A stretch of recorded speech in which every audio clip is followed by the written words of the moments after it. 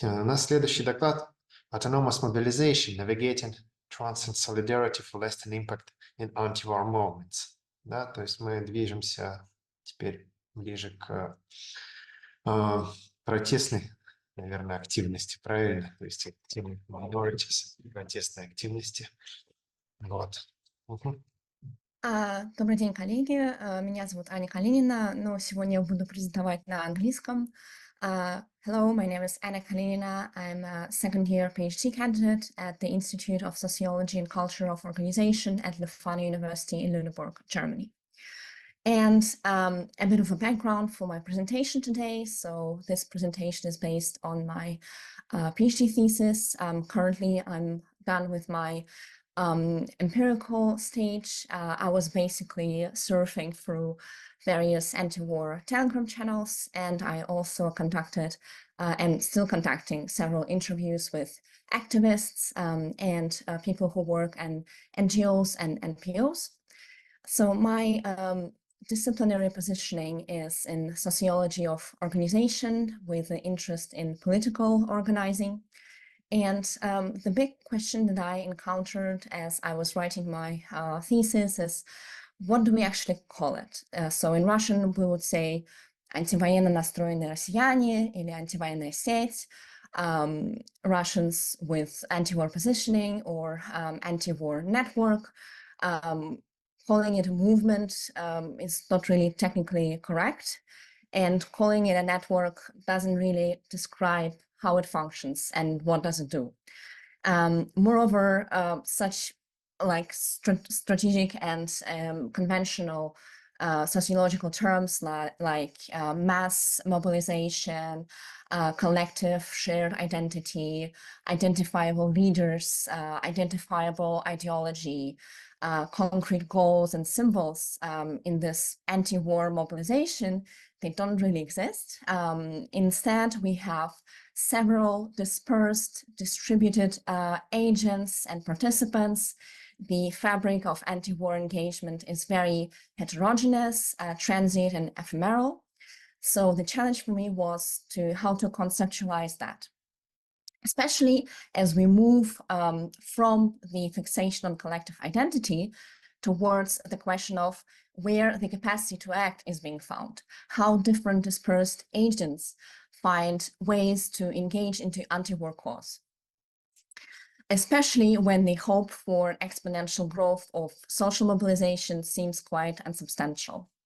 So my methodological approach was to look at the practice-based approach and supplemented by ecological thinking of political organization from this book, Neither Vertical Nor Horizontal, from Rodrigo Nunes.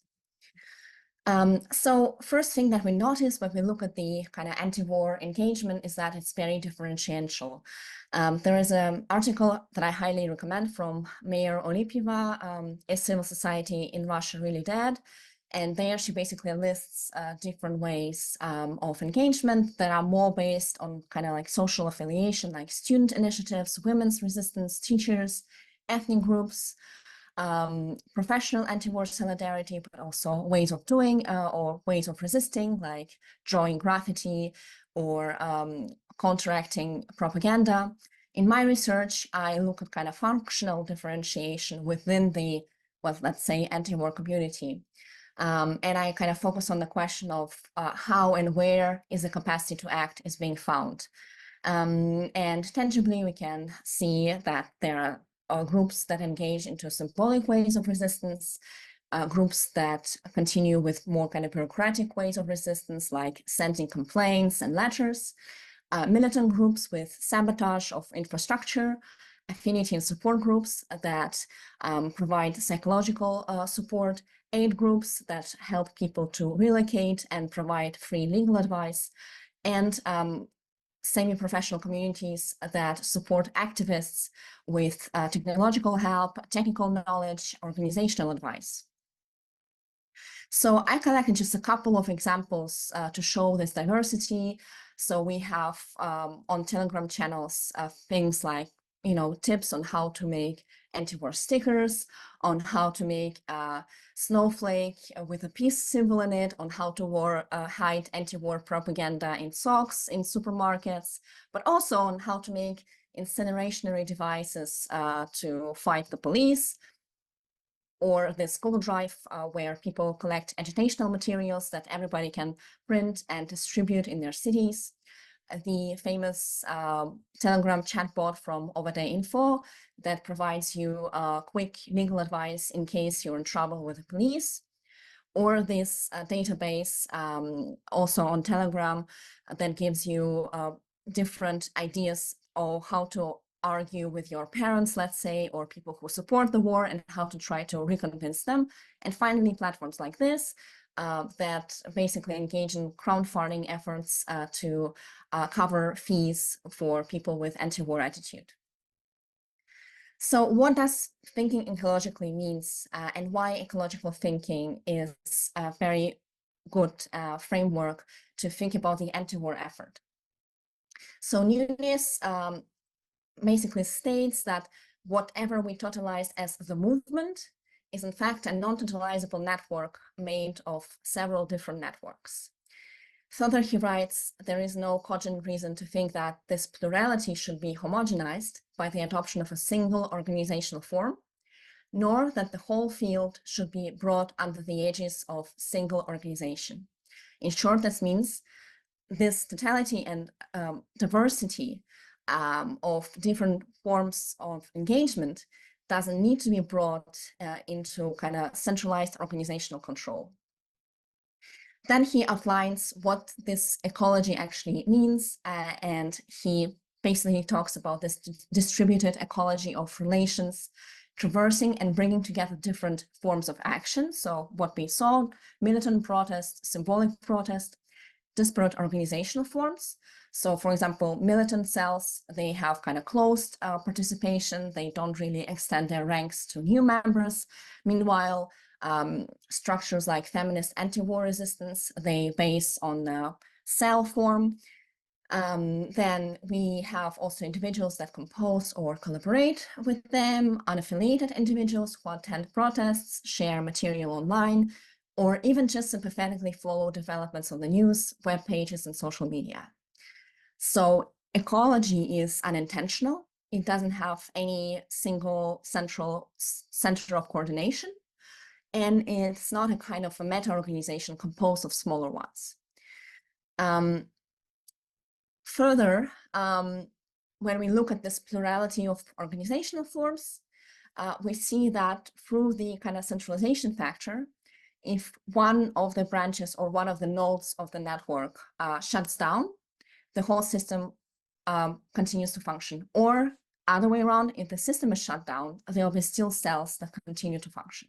So this provides kind of more resilience. Of course, it is annoying and it's a hindrance in terms of trying to, engage in collective coordinational efforts. Still, in the current climate of uncertainty and political repressions, this provides a bit more of a resilience and sustainability.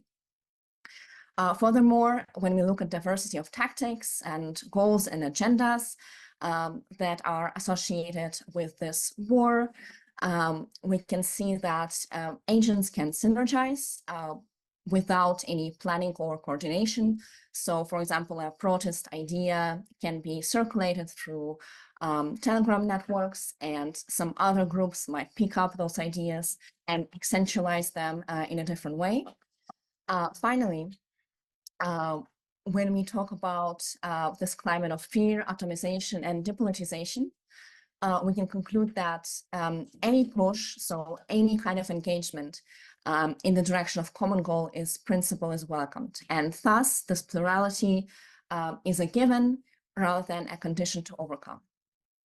So if we talk about the ecology, so still the notion of network is kind of always present there, especially when we, talk about Telegram channels and social media. So in my research, I propose this triad to try to understand what this anti-war effort, anti-war community is. And metaphorically, we can think about network as a skeleton. So it's a kind of infrastructural backbone of communication and coordination. The flesh on the skeleton will be the ecology with its all diversity and diffusion and differentiation. And the muscle will be the power of self-organization. So it's more intentional organizing with each of the cells and groups thinking about their own quite contingent organizational order based in the situational thinking with autonomous decision-making. And in order to understand this triad, each of us might ask ourselves, how did we end up in this conference today? In my case, I didn't know any of the organizers. I didn't know about academic bridges. I just, through the virtue of doing this research, was subscribed to a Telegram channel of Kovcheg or the ARC, where I, saw the notice about this conference. This conference is also self-organized. Kovcheg is also self-organized. Somehow they find a way to coordinate with each other, and we ended up in the Zoom room together. So I'm coming to my conclusion. So what's the implication of thinking ecologically or thinking political organization in terms of ecology?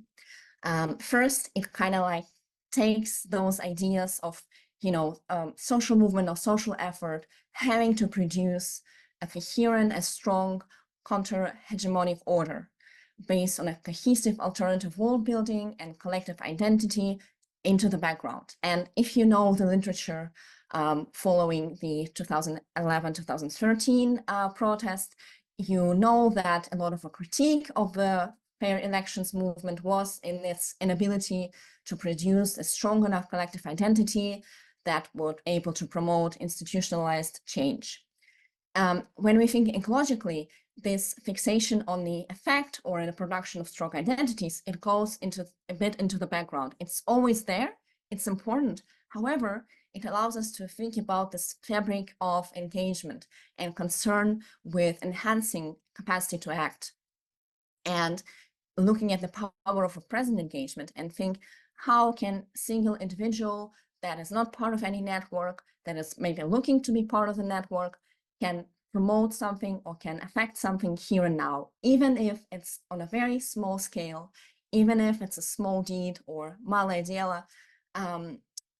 Each of those ways of engaging with this very kind of diverse background finds its own epistemological grounding in those various groups that comprise this ecology. In short, this ecology represents the places of encounter where other kinds of change are possible and provides epistemic base for why this change or why this way of engagement is important. And in the last minute that I have, I just wanted to give you some examples of how anti-war network or ecology thinks and provides different opportunities to act and to engage.